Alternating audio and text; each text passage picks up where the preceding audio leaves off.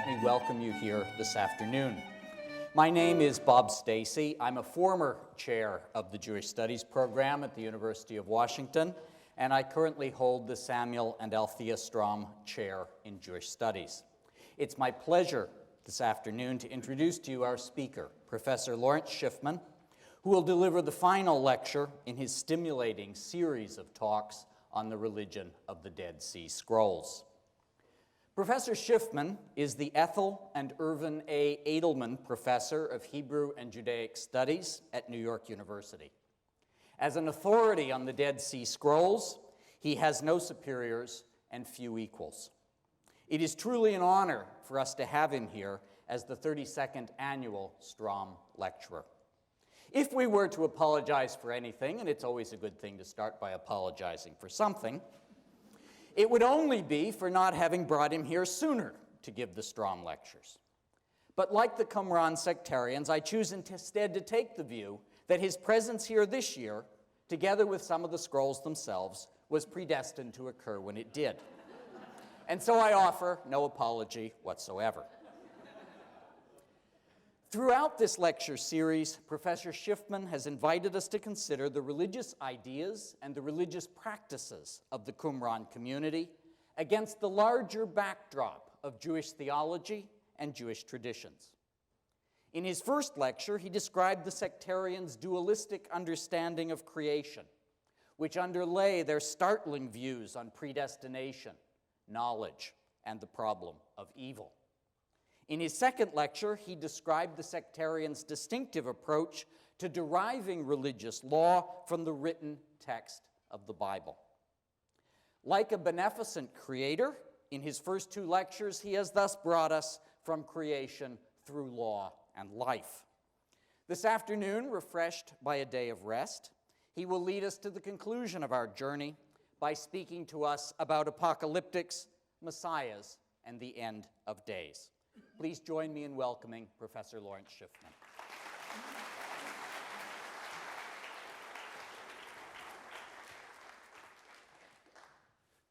Okay, thank you very much. And besides discussing the end of days, I guess this is the end of the series. So it's an opportunity for me to also especially thank Althea Stroum for her family support and for being here also and having had a chance to get to know her. And I want to say that in certain ways, what we're talking about today is one of the subjects that has caused the most interest in the Dead Sea Scrolls and to some extent the most confusion. I once got a call for a stringer for an interview show on WNYC radio. The stringers are the people that find out in advance what kind of nutty things the interviewee is likely to say, who the interviewee is, etc. So she says, I don't really know why I'm calling you, because you're a professor of Judaic Studies, and I'm calling about the Dead Sea Scrolls. And I know what it has to do with Christianity, but I don't know what it has to do with Judaism. So I said, well, what do you mean? So she says, well, it's about the Messiah, isn't it? Now, this really gets to why the subject we are talking about today is so problematical. Any normal reader of the New Testament would derive from the New Testament, especially the gospel accounts, in 5 minutes, that there were people expecting a Redeemer. And if they read the New Testament with care, they would learn that the New Testament goes out of its way to paint Jesus in certain ways, because the New Testament, of course, is going to argue that he is that Redeemer. So how could that possibly be if it weren't for the fact that Jews previously expected a Redeemer? On the other end of the spectrum is the almost ridiculous, humorous maybe, claim that the Messianic idea is not found in the Bible, the Hebrew Bible. This is based on the misconception that since the word Messiah, Hebrew Mashiach, refers to an anointed one there, and not to a messianic figure as we know in English, that the concept must not be there. But go take a look at Isaiah and look at the notion of the redemption, of the redivification, you might say, of the Davidic monarchy. Go take a look at the book of Ezekiel and Amos and others who speak of the day of the Lord and the destruction of the wicked. Go take a look at Daniel, who speaks about what will be in the end of days. Now, what is really what happened here? It's that a bunch of components, separately expressed in Hebrew Scripture, are unified sometime during the Second Temple period into a unified concept, a messianic concept that allowed Jews, whether they were that small minority that became Christian or the larger number of Jews that ended up remaining Jewish, it caused them all to expect a messianic figure who would be simultaneously the fulfillment of all of those prophecies. Now, one of the things that's key to realize is that the Qumran sect doesn't just expect one Messiah, but expects two. We have this text which tells us in the rule of the community.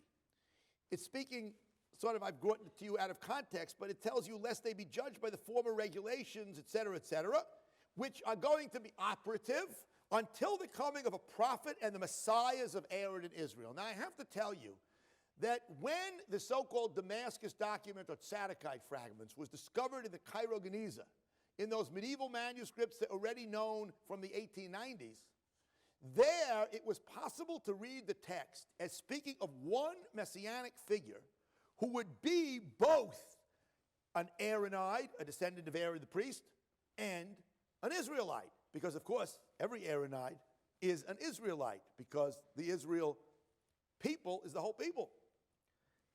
But this was no longer possible in the manuscript of the rule of the community. So it became very clear early in Qumran studies that they expected two messiahs. What were the two messiahs? A priestly messiah. The priestly messiah was sort of the real messiah. This is because the sort of sectarians, the key thing in the end of days was purity and perfection of religious worship. And underneath that priestly messiah, there was to be what I sort of jokingly call an end of days executive director, a lay figure. Now, here I want to stress where my own opinion differs from that of a lot of scholars. It's usual to hear that there is a priestly Messiah and a Davidic Messiah. My investigation of the texts has indicated that in virtually every example, I think there's one exception, when you have a two Messiah context in the scrolls, one is priestly and one is Israel. And when you have Davidic, it's a one Messiah concept.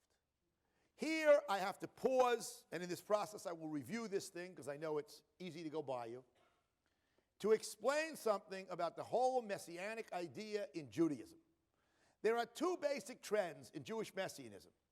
One is the kind of gradualist, naturalistic trend. This is symbolized by one of the Talmudic rabbis named Samuel, not to be confused with the prophet Samuel in the Bible, the judge, and also by Maimonides in the Middle Ages. To quote Maimonides' formulation, there is no difference between the end of days and the present era, except that in the end of days, Israel will not be dominated by foreign nations. That's the rationalist idea.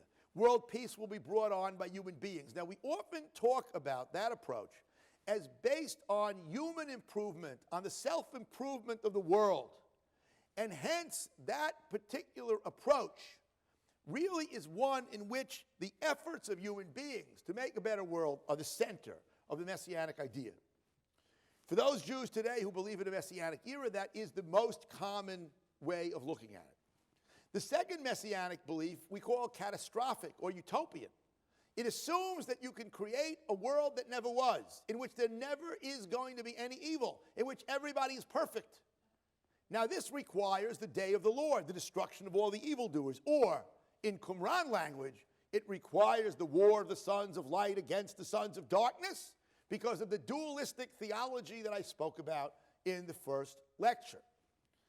Now, therefore, what seems to be the case is that in the Qumran view, the two Messiah concept usually comes together with the notion of the catastrophic destruction of the wicked and the rise of the Qumran ideal society.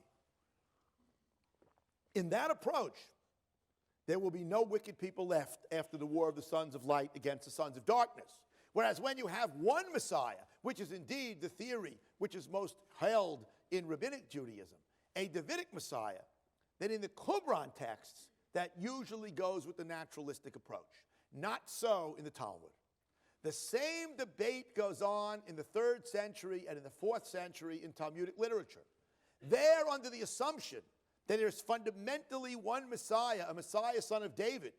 We have the disagreement as to whether the world is to come to a completely innocent generation, one that has made itself perfect by its actions, or to a guilty generation that must be saved from self-immolation. Now there, you hear primarily only of one Messiah, with an exception that is probably going off like a bell in the mind of many. What about the rabbinic Messiah, son of Joseph? In some rabbinic texts, there is a second Messiah, a kind of precursor of the Davidic Messiah who dies on the battlefield in destroying the wicked.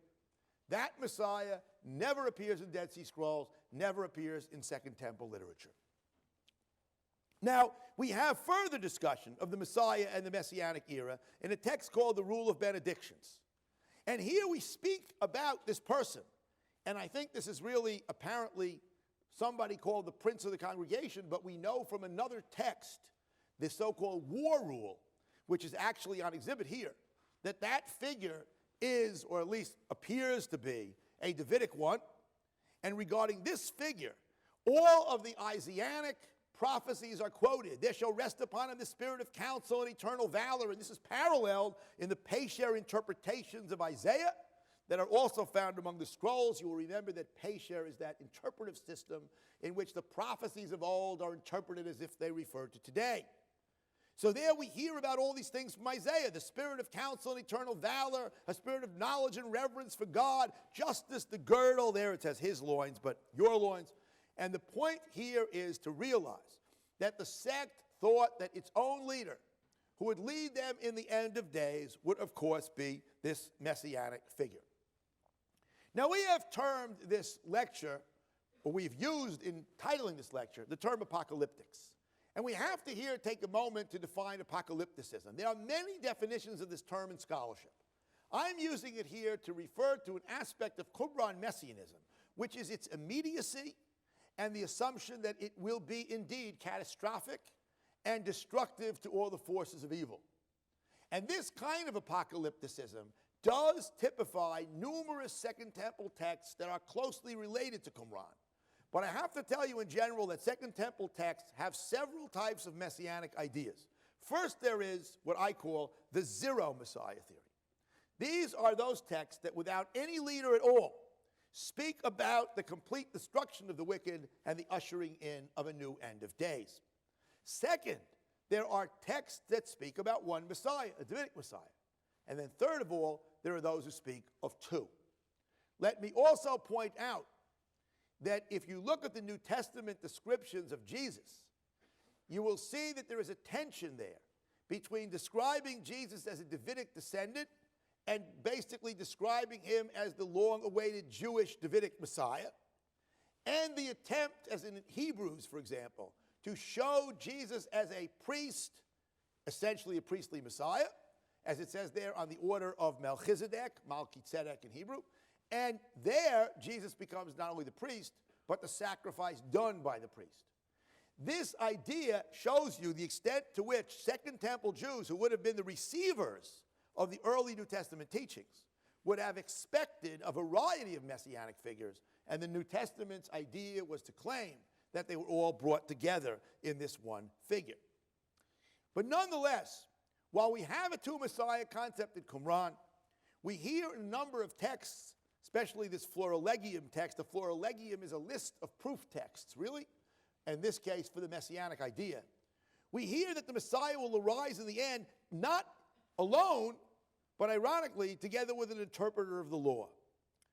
Now, this interpreter of the law has been seen by some as an alternative Messiah.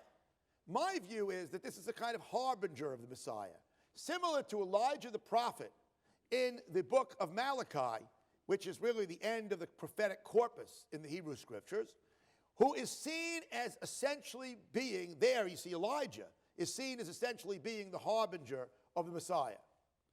But we really don't know, because the interpreter of the law is mentioned, and he appears to be an official of the sect, but yet one who comes at the end of days in order to make sure that everybody will know the correct teachings of the law.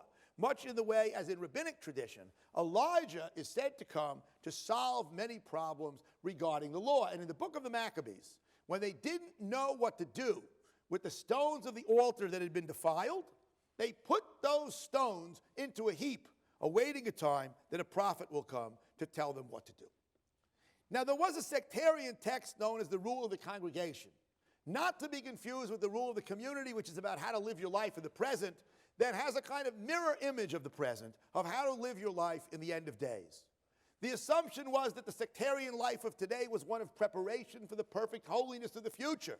But of course, if you're going to prophesy this perfect holiness, you create it in the image of your sectarian life of today. So there's a reciprocal kind of circular reasoning going on in the relationship between the rule of the community for today and the rule of the congregation, which says specifically that it's for the end of days. And there we have the description of a Messianic assembly, a convocation which is going to be for a number of purposes. And if you look at the purposes, you'll see for judgment, obviously to decide a legal case or something like that, a council of the community where they make decisions about law, or a convocation of war. Because one assumes, according to these texts, that after the Messianic era starts, there will be a series of battles, as we see in the War Scroll, scripted battles against all the nations of the world. Now, before that meeting, they shall sanctify themselves for 3 days so that everyone who comes shall be prepared. What are we talking about? When Israel stood at Mount Sinai, they had to separate from their wives for 3 days. They had to purify themselves for 3 days because on the third day, so it's really not 3 days, it's really 2 days, but on the third day, God would come down from Mount Sinai. The same concept operates here. There must be perfect ritual purity, because the ritual purity is seen as what is really the ideal of the end of days. That's why the sectarians assumed that there would be a perfect temple, the temple as it never had been before, and that that temple would be controlled by their priestly Messiah who would bring them to this holy life. This then brings us to the theme of the scroll of the war of the sons of light against the sons of darkness and numerous similar texts. This document assumes that there is going to be a completely ritualized war. We read there that there'll first be an engagement of the sons of light to attack the lot of the sons of darkness. Remember that term lot is those who are predestined by God to be in the particular place. They are described as the army of Belial. Belial is the agent, Satan-like agent, who commands all the forces of evil on earth and in heaven, theoretically under the control of God, but God, according to these texts, has given him a heck of a lot of leeway to make a lot of trouble. And they're described, the enemies are described as the troop of Edom and Moab and Ammon and Philistia, because all of the nations around in the period at the end of the Hellenistic period leading into the Roman period. So we're talking here about the 1st century BCE, when this text must have been composed. There's some debate about the specifics, but that's a general truth, I think. All of the enemies of the present are described with the names of the peoples of the past. And so we hear of the troops of the Kittim of Assyria. Kittim is a code name for the Romans. And the Kittim, this is because Kition is Cyprus, and the Romans came from the west on boats from the Aegean. And all of these people, and in league with them, the violators of the covenant, these are the Jews. All the rest of the Jews except the sect. I always jokingly say that the author of the War Scroll did not discriminate. He intended to destroy all the Jews who were not members of the group, along with the non-Jews. And then there's going to be a time of deliverance for the people of God, appointed time of dominion, etc. The eternal annihilation for all the lot of Belial. Now you'll ask me, why is this so different than Ezekiel? Ezekiel expects the war in which some messianic leader will destroy, not the way people say it, Gog and Magog. In Ezekiel, Gog and Magog, that's the way it is in rabbinic sources and in the book of Revelation. But Gog and Magog, originally, Gog is the king of Magog.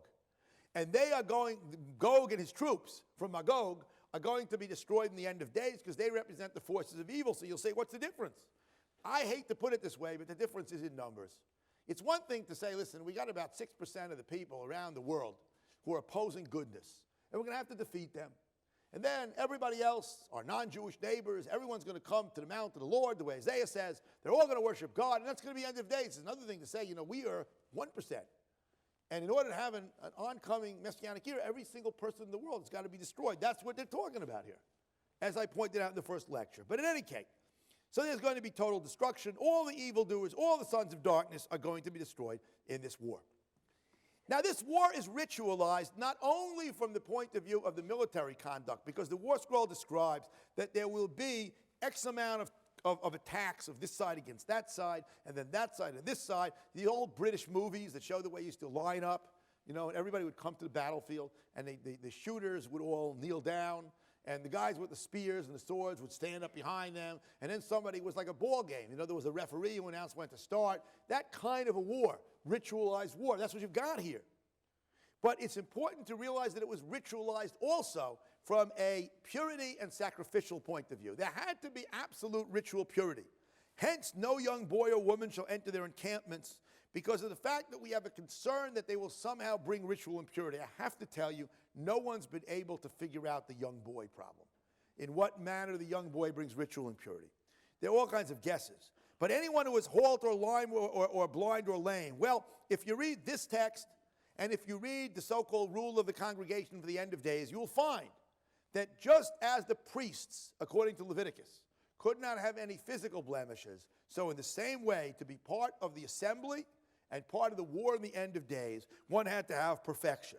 Now, while we may quickly, as we go along, note that their concepts of the handicapped are not the same as ours are today, I think we need to concentrate on something else. Namely, the notion that to be part of the end of days, either of the battle or of the assembly, one had to be on the purity and perfection level of a priest. So therefore, all kinds of people affected by impurities couldn't participate. And therefore, everybody had to be completely pure, ready to go forth for this war. Now, one of the interesting things is that the cosmic battle motif figures all over these texts. The assumption is that there's not only a war on earth between the sons of good and evil, the sectarians and everyone else, but there's going to be a cosmic battle. Now, in the process of speaking of this cosmic battle, the sectarians praise God, and they say things about him that are, in fact, to some extent even relevant to what we spoke about in the first lecture, about the general theory of the divine as being absolutely ruling, all-powerful, all-knowable, and you see this effectively poem. For the Lord is holy and the King of glory is with us. A people of holy ones, heroes, and a host of angels is mustered with us. That means that the angels are fighting on high with our enemy, with our army down here. The mighty one of war is in our congregation. God is our leader. And the host of his spirits, the angels, marches with us. Now, this is a reflection to a great extent of the life of purity that the sectarians thought they had to live in this world, which was to prepare them for the next world. And hence, they had these communal meals. Now, the communal meals in this world could be simultaneously understood as a preparation for the Messianic banquet, a concept you find in many Jewish texts, and by the way, which has been compared to some extent, I don't think all that fruitfully, with the Last Supper, but it has been compared. And this Messianic banquet would take place, is described fully in the rule of the congregation. Now, just to highlight some of the points. First, the priest enters at the head of the congregation, and then the sons of Aaron the priest, who are all invited. Then you have the men of renown, and they will sit before each according to his importance. And then the Messiah of Israel enters. And then you have the heads of the thousands and all these other people. And you have various officials sitting there. And then comes the key point. When they meet at the communal table to set out bread and wine, and the communal table is arranged to eat and to drink wine, no one can extend his hand to the first portion before the priest. The priest gets the first food. That is a Jewish law that eventually went out of practice, and it has a remnant in having the priests, descendants of Aaron, lead the grace after meals. But they were originally supposed to get the first portion. They also still, until today, receive the first portion of the Torah reading. But anyhow, then the congregation, the community shall say their blessing, and each person can get his food. As you can imagine, this text and its messianic mirror image led to comparisons with the Last Supper. There have been detailed discussions about whether the bread goes before the wine or the wine goes before the bread. There have been strange discussions of the Friday night meal, where in Jewish ritual the wine does go before the bread, and whether this should be compared with that or with some other type of meal. And this is a little bit silly because all meals at that time were based on bread and wine. And so one has to look at the general pattern of meals. But what is significant here is the notion that this is a meal which in some way is a reflection of the assumption of what would be in the end of days. Now we know that the Qumran sectarians ate very large meals as a communal group, because at Qumran, in a pantry there, they have found these dishes, and these are real, and drinking cups. And we further know that we have further mention of this rule in the rule of the community, where it says they shall eat together, they shall bless together, they shall take counsel, that the members of the group had communal meals. In fact, this is something that Josephus describes for the Essenes, who most scholars do believe are to be identified with the Qumran sect. Besides avoiding in this lecture series any mention of the Bedouin boy and his goat, I'm trying to avoid who was the sect, because I think what we need to do is we need to read the scrolls, and that's what I want to do here. Those issues I'm leaving for other discussion. But now what's interesting is that, again, the rule of the community tells us about this world, not the end of days, that whenever they arrange a table to eat, the priest shall extend his hand to bless the first portion, meaning that what we have is that in today's sectarian life of the group that apparently went to Qumran to live a life of purity and holiness, that used those ritual baths there, read those texts that were in the caves, they intended to eat meals that were a precursor of the Messianic banquet, in some way sharing in their daily life as a sect in what was their vision of the end of days. But obviously, from our point of view, not being believers in this group, we can see that they fashioned their notion of the end of days as a kind of perfection of their notion of how to live today. But they would not have been able to separate this, which is why I told you before it's kind of circular, it goes around, it's reciprocal, and that is actually typical of a lot of religious groups. Now, one of the expectations that we have in some of these texts for absolute purity was to some extent, let's put it this way, illustrated by a strange fact that all over the Qumran site there are buried bones. Now, the bones that are buried having been cooked, and they are remnants apparently of meals. Now, they did this big deal DNA study, and they discovered that these are the typical kosher animals that you would expect, that you have there sheep, you have goats, you have deer, and you have bovines, which is what I think any person would expect to know anything about the culture of the time. But the key point is that there was a debate about whether or not these may in fact be the remnants of sacrifices, indicating that the meals at Qumran were sacral. By a sacral meal, we mean a meal in which the food is transformed in some way and becomes somehow or another a binding of the eater to the divinity. Now, I actually don't agree with that, but I want to show you one parallel that's been cited as to the possibility. This MMT text, the famous document at which the lawsuit took place with Herschel Shanks, this document has a passage which says that the camp, meaning Jerusalem, cannot have any dogs in it because they might eat bones of the temple which have meat on them, meaning the dogs would run around, they would get some of the sacrificial meat, they would in fact basically desacralize it by eating it, thereby violating the Torah's law. So it's been suggested by some scholars that the buried bones all over Qumran were buried lest dogs or others not get a hold of them, and that therefore they were sacrificial. Frankly, I disagree with this myself, because I don't really understand. There is no Jewish source at all that describes the burying of bones. So I don't know why the bones of meals were buried at Qumran. But some people will tell you that the burial of those bones indicates that the communal meals in the present world should be seen as sacral meals, and therefore that the Messianic meals would be sacral meals. If the Messianic meal were a sacral meal, you would have something to discuss about the Last Supper.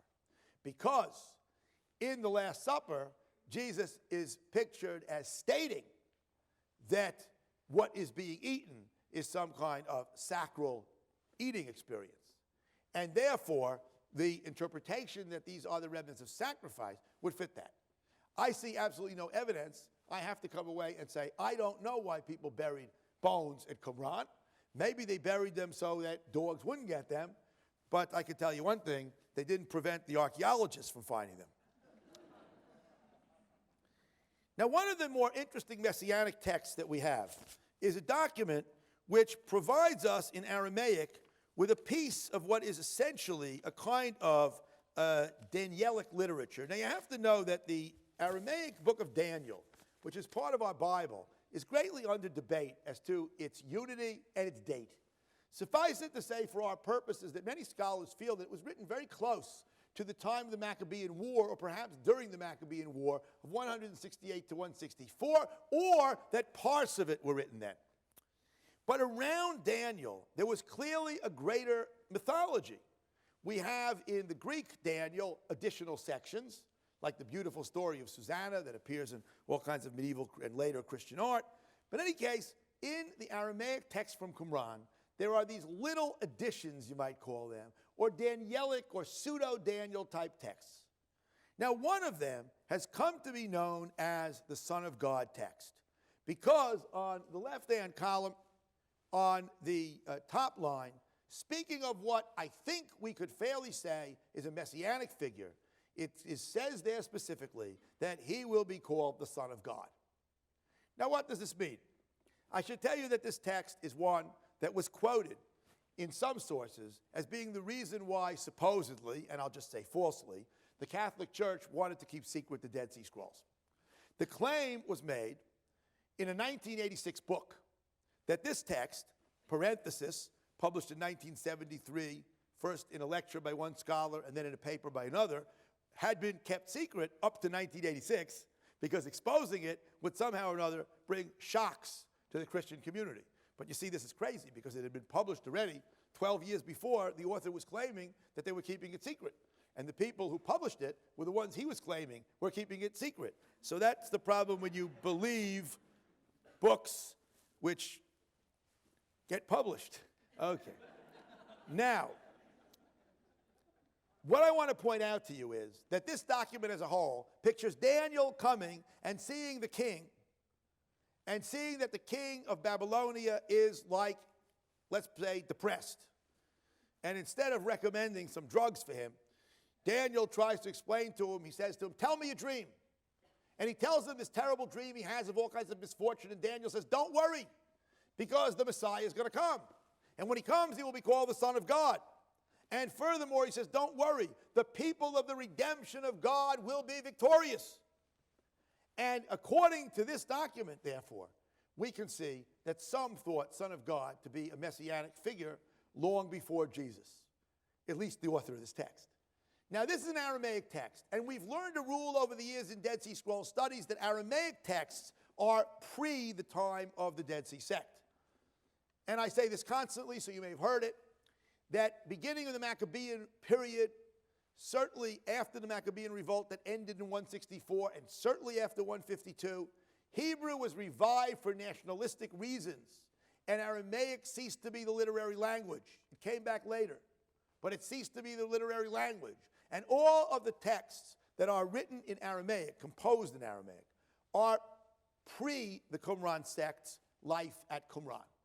Hence, it means this text goes back to some time in either the 3rd century BCE or the first half of the 2nd century BCE, and there was somebody out there who thought that Son of God could be a name.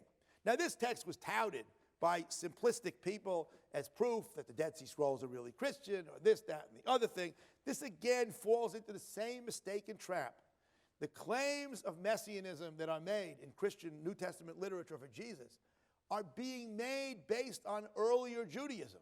Namely, earlier Jews expected a Redeemer, and the New Testament is making that claim it's Jesus. So it will, by definition, reflect all of the approaches to messianism which existed in Judaism at that time. And so here you can see what happens. The first excerpt, there is this feeling on the part of Daniel that the king is somehow or another depressed, and he's going to interpret it, and he basically tells him that there will be this kind of great war, but eventually everybody will serve the Messiah, and that this Messiah will be called the Son of God. And it should not be mistaken for what it is, not. This is the rest of this text here, where you can see that there will be troubles and misfortunes, during which the evildoers will be destroyed, And then you will finally have the Messianic era, which is described in the last passage. His kingship, that of the Messiah, will be eternal kingship. His rule will be in truth. He will judge the earth with truth. This is Isaiah's vision. The sword shall cease from the earth. The cities shall bow down to him. This is in Aramaic, but it sounds like the Hebrew of the Bible. And God will be his strength and make war for him. The nations he will give into his hand. This is basically an expansion of Isaiah's vision of peace that will come after the subduing of evil in the end of days. Now, we have some texts that we generally call war rules. These documents reflect texts which basically are expansions on or similar to the text of the war scroll. Now, one of these texts is very significant, but it was announced to the public in an article from the New York Times when it was first known as the Pierced Messiah text. And of course, everybody jumped at this. Oh, we must have here Christian messianism, etc., etc. This is, again, a false notion for other reasons. This text is actually exhibited here. Now, there it states about the prince of the congregation that he's apparently going to be running after the leader of the Kittim, because the army of the sect at this stage of the battle is pursuing the Kittim, the Romans. Now, they knew that in 63 BCE, they basically knew the Romans were coming for a long time before 63 BCE. In 63 BCE, the Romans conquered Judea. This is not the destruction of the temple that happened during the revolt. That's 66 to 73 CE. But in 63 BCE, they knew the Romans would be coming soon. It was only a matter of time, because Rome had to conquer Judea because it had to hold that area as a bulwark against the Parthians who were coming from the east. And Rome had to hold the whole Mediterranean breadbasket, had many military and other reasons to hold that territory. So they knew this was happening.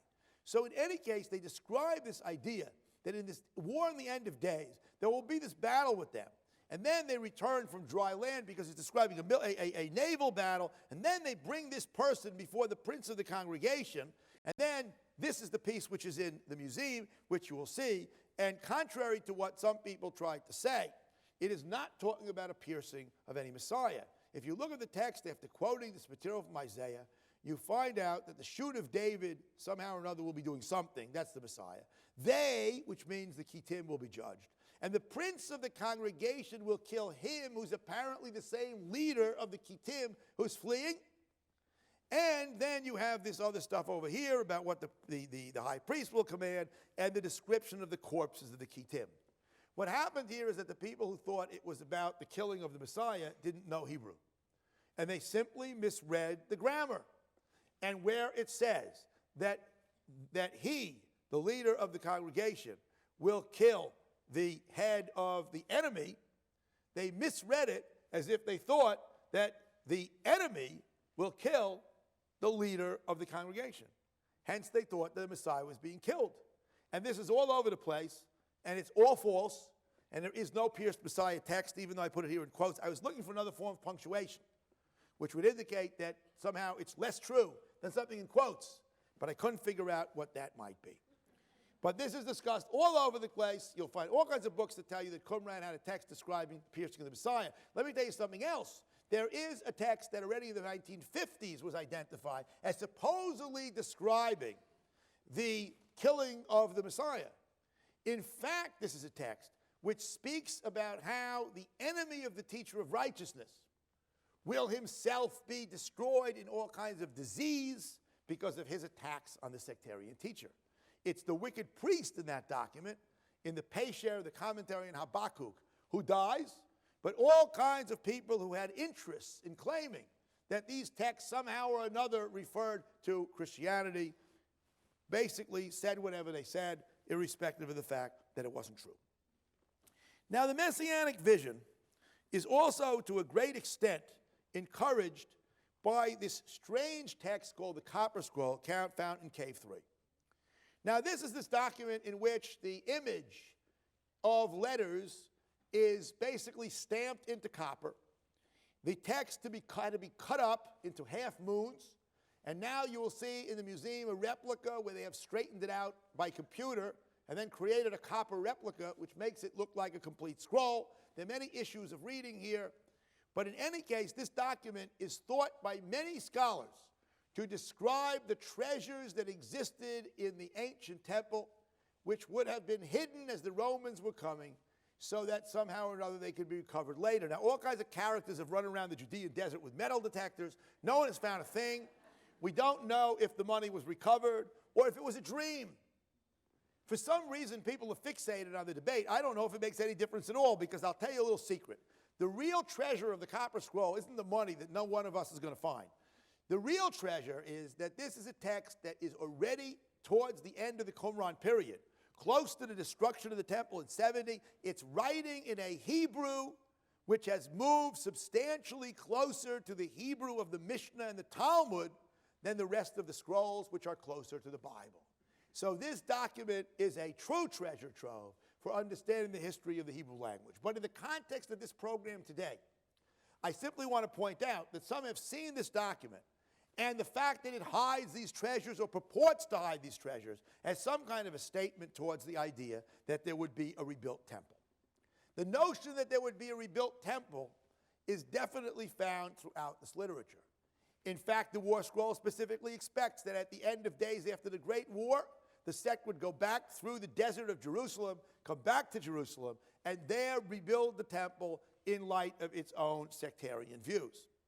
Now, the Temple Scroll, which is this 66-column long description of the temple and its ritual, has been taken by many scholars as a Messianic temple. But I consistently disagree with this because the text explicitly says the opposite.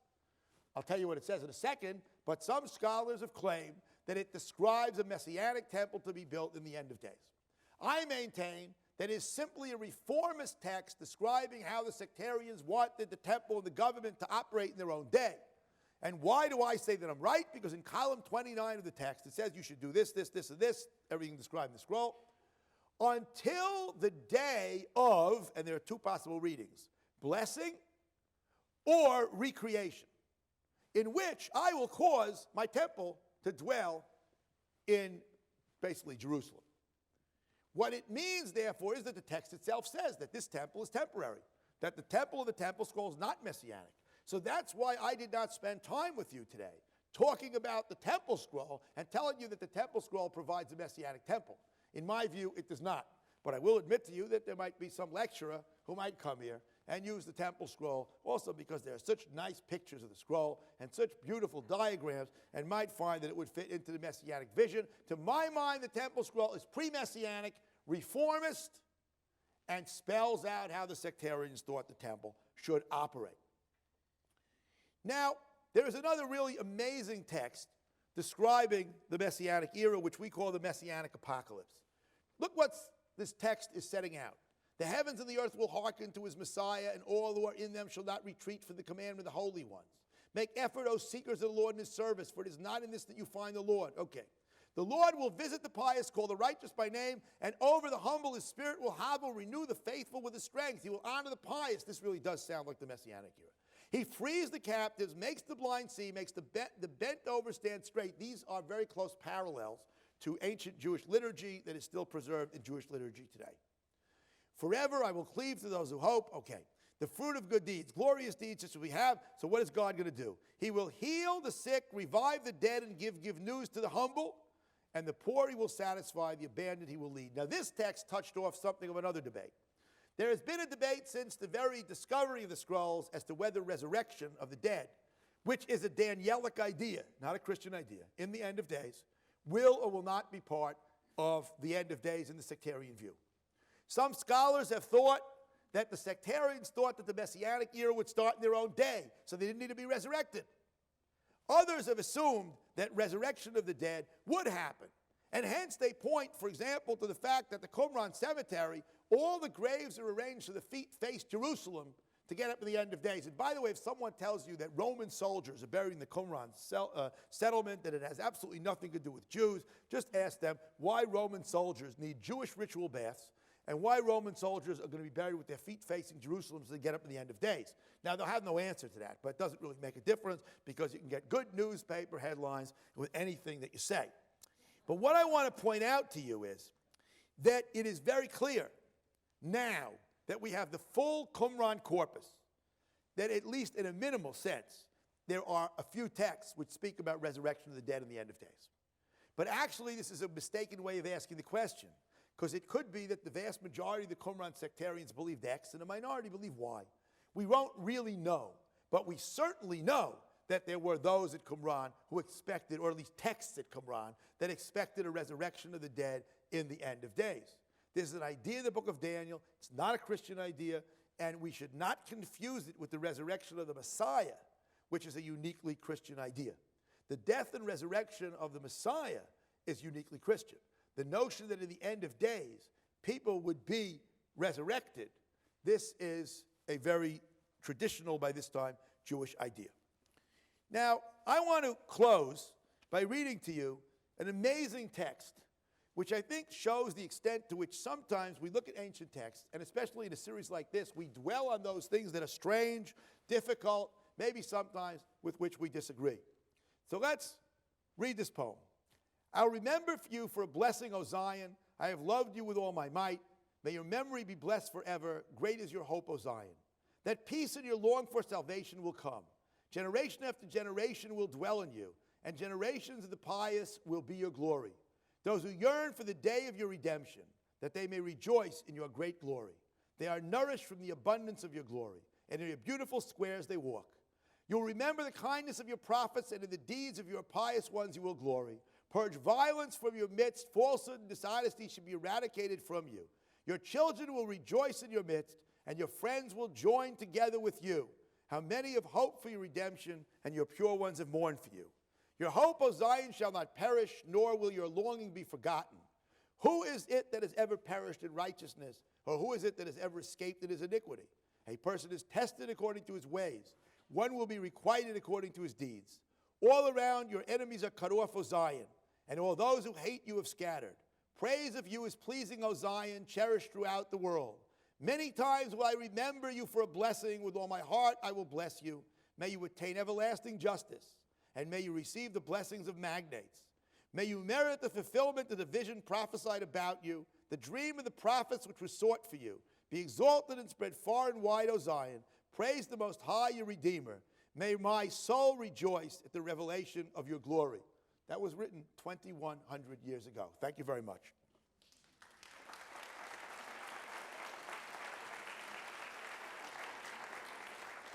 Professor Schiffman would be very happy to take some questions, and we'll recognize you, sir.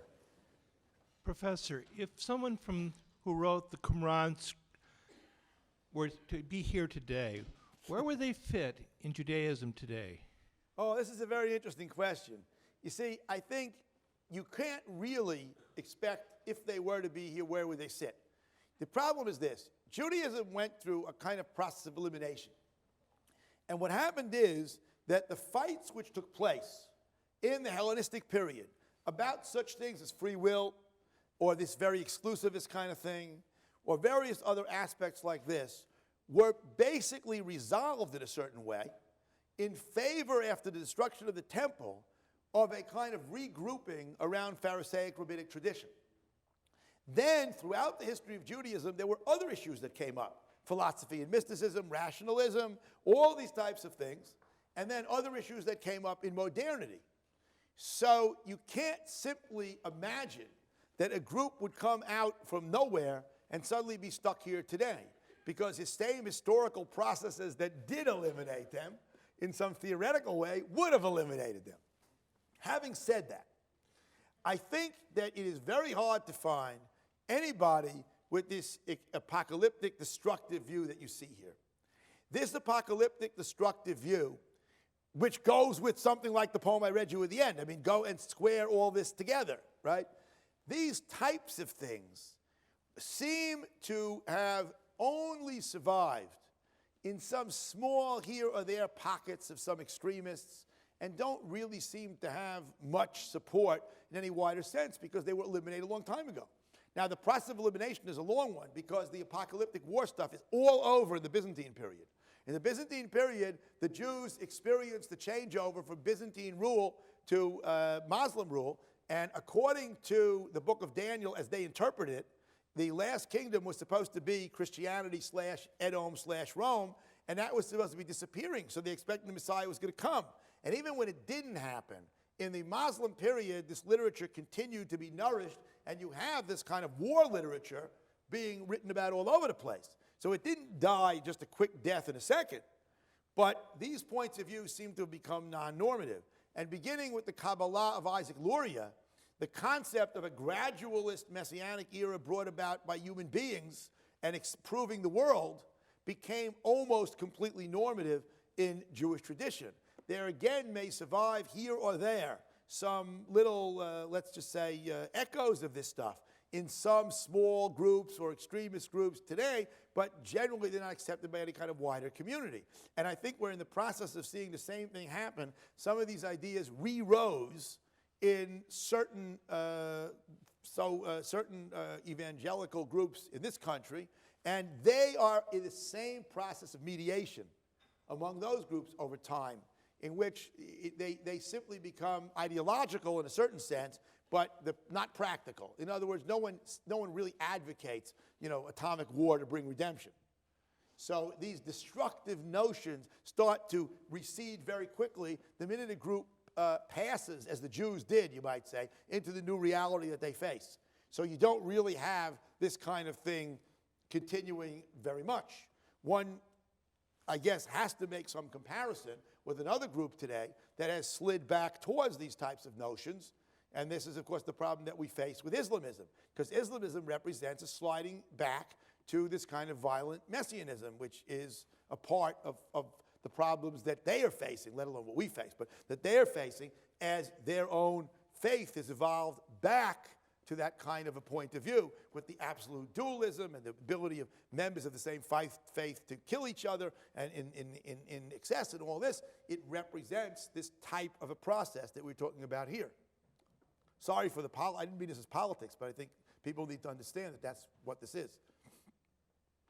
What happened to the Essene community at Mount Carmel and why? I actually didn't know there was an Essene community at Mount Carmel. I really didn't. But let me explain for a moment. Of course, you're asking the question on the assumption that most of the Dead Sea Scrolls people. Do you mean at Qumran? No, Mount Carmel. I'm sorry, I don't know anything about it. Thank you. Okay. By the way, there are later groups that call themselves Essenes who aren't connected with these Essenes. Like I have a handbook from some British, basically sort of like, I don't know what kind of a lodge group that called themselves the Essenes. And I know that there is a group in Arizona that calls themselves the Essenes, and perhaps there may have been some later group that took that name. Sir? All right. My question is regarding the Sons of Light and the term. I don't know how new it is to that particular period before, BCE. But my question is the Sons of Light a term that could be connected with when Abraham was told by God to look at the stars of the sky? And well, let me put it this way. The term is new in these texts. People tend to think it might be connected with some Zoroastrian issues, something that I think we discussed earlier in the series. However, to connect this with the stars is very problematical. First, because the stars appear in the darkness. And second of all, there is no commonality to any of the words in the expressions in Genesis and the expressions here. And I think that you will have a lot of trouble conceptually tying the notion of the multitude of Israel being analogous to the stars to the notion that we are good and everyone else is evil, which is the notion of the sons of light and the sons of darkness. Now, I will point out to you that this same term, sons of light,